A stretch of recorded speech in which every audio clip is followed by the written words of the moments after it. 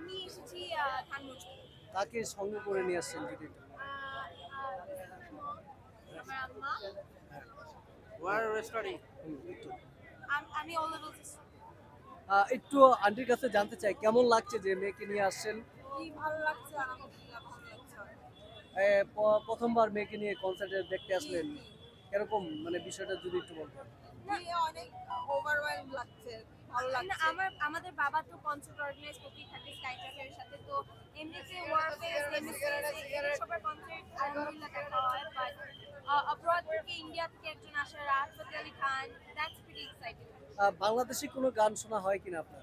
জি অবশ্যই, আমি অনেক বড় একটা বাংলাদেশি ব্যান্ডের fan. Highway, Nemesis, Warfaze, all my favourite.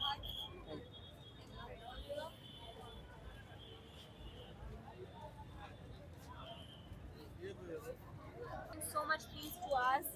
Your song is like, what can I say? It's more than just songs to us. আপনার লিরিক্স গুলো আপনি যে লেখেন, আপনি যে অনুভূতি দিয়ে গানগুলো গান, the feeling you bring into it, it is absolutely incredible.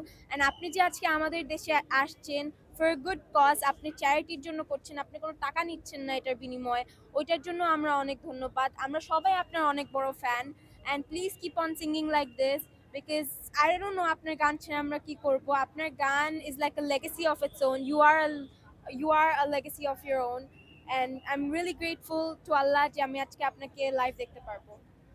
ওনার কোন একটা গান ভালো লাগে একটু গেয়ে শোনাবেন? আজ দিন চলে, বাট আমি গাইতে পারবো না। I don't want to sing his song because that would be disrespectful to him, because I'm not a good singer. আমি আজকে আসছি ওনার গান শোনার জন্য, and I'm just waiting patiently to hear it, and আমি একদম I'm going to be on top of the world, cloud 9. Thank you very much. তাহলে একটু ছোট করে একটু গান গেয়ে দেন। আমি গান আসলে তেমন একটা পারি না, বাট উনি যখন গাবে তখন গাইতে পারবো। মানে সুরে সুরে হ্যাঁ। স্পেশাল কোন গানটা ভালো লাগে? না ছেড়ো হামে হাম সাতায়ে তুমি, এই গান। তাকে সামনাসামনি দেখার জন্য কতটুকু এক্সাইটেড? অনেক এক্সাইটেড, কারণ এরকম যে মানে সৌভাগ্যটা হয়েছে এটাই অনেক লাকি। রাহাত ফতেহ আলীর মতো একজন high remuneration singer world wide, সে একবারে ফ্রি কনসার্টে গাচ্ছে বাংলাদেশের জন্য, আপনি বাংলাদেশি হিসেবে কতটুকু অনার ফিল করেন? আমি 100% এটাকে সম্মান করি, আর উনি যে এটা থিঙ্ক করছে বাংলাদেশকে নিয়ে, এটাই তো অনেক। অন্য সিঙ্গাররা তো এটা করে না। উনি ফার্স্ট টাইম যে বাংলাদেশের যে শহীদদের জন্য উনি ফ্রিতে গান গান। অনেকেই বলছে যে পাকিস্তান এবং বাংলাদেশের যে বৈরিতা, এই কনসার্টের মাধ্যমে সম্পর্কটা খুব সুন্দর হবে, শিথিল হবে, আপনি কি মনে করেন তাই? হ্যাঁ, আমার মনে হয় হবে। আই থিঙ্ক যদি বাংলাদেশের মানুষ সেটা চায়। Thank you. ওকে,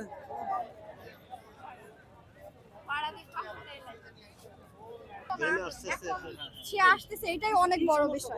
এখন আগে করে নাই, আগে করেনি, বাট এখন তো করতেছে, এটাই আমাদের জন্য অনেক। সে যে আসতেছে সেটাই আমাদের।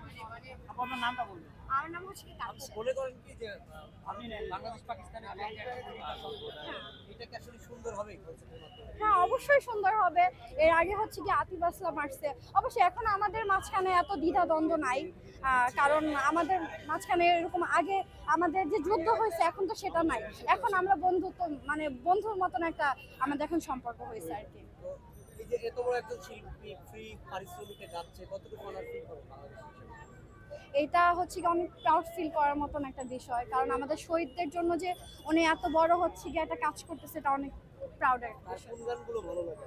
ওরে পিয়া সবচেয়ে বেশি ভালো লাগে, এটা শোনার জন্যই আজকে আসছি। একটু গাইতে পারবেন? আর সরি ভাইয়া, কোথা থেকে আসছেন? আমি হচ্ছে কি রামপুরে বড়। বাবা মা জানে? হ্যাঁ, বাবা মা জানে। মানে কনসার্ট একটা লাস্ট ভাই কখন কর নাই, এটা কি আসলে ক্যামেরার সামনে জন্য? না না, ক্যামেরার সামনে যাবো না, বিকজ আমি যদি ক্যামেরার সামনে থাকবো, আমার বয়ফ্রেন্ড যদি এটা দেখে তখন তো ব্রেকআপ হয়ে যাবে, তো মিথ্যা কথা বলার প্রশ্নই আসে না। অনেক ক্রাউড হচ্ছে, তো এবার এটা নাই, তো আশা করি ভালো কিছু হবে, বিকজ এর আগে আবার ঢোকার সময় অনেক ধাক্কা দেখতে হয়েছে, এবার দেখতেছি অনেক মানে ক্রাউড কম, সবকিছুই ভালো লাগছে। আপনি যেটা বলছেন যে বয়ফ্রেন্ড নাই, কিন্তু আপনি তো কিন্তু সেটি বলেন না। না ভাইয়া, এটা আমি জানি না কেন মানুষ বিশ্বাস করতে জানে, বাট আই এম সিঙ্গেল। নাকি রাগ করে বলছেন আজকে কি না না না রাগ করবো কেন, ঝগড়া হবে কেন? আমার যদি পার্সন থাকতো ওকে নিয়ে আমি কনসার্টে আসতাম, আরো বেশি এনজয় করতাম। এত সুন্দর একটি মানুষ কেউ কি প্রপোজ করে না নাকি রিজেক্ট হ্যাঁ অবভিয়াসলি প্রপোজ করে, আমি রিজেক্ট করে দিই। কেন? আসলে ওইরকম কাউকে পায় না যে কিনা আমার বয়ফ্রেন্ড হতে পারবে। কেমন ছেলে পছন্দ?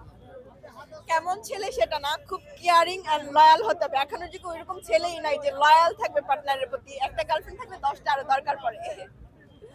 সেক্ষেত্রে কি সমাজে এখন তো ভালোবাসার নামে প্রতারণা চলে। হ্যাঁ সেই জন্যই ভালোবাসি না আর কাউকে ভালোবাসা দেইও না। জীবন সঙ্গী তো একজন লাগবে টুডে হ্যাঁ জীবন সঙ্গী লাগবে, বাট এখন না, কিছু বছর পর।